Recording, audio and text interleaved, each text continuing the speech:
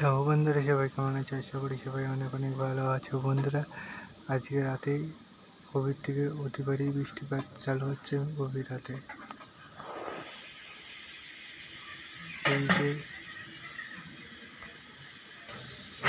ভারী থেকে অতি ভারী বৃষ্টিপাত হবে, এটার স্থায়িত্ব পুরোপুরি আমরা পেয়ে যাব পুরো শুক্রবার পর্যন্ত, মানে গত দিন বিকাল পর্যন্ত।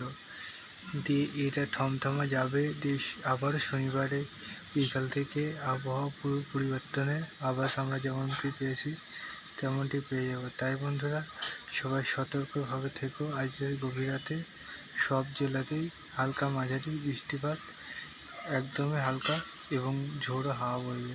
সেজন্য সবাই সতর্কভাবে থাকবে। ভিডিওটি শেয়ার করে কমেন্ট সেকশনে কমেন্ট করবে। চলো, বাই বাই।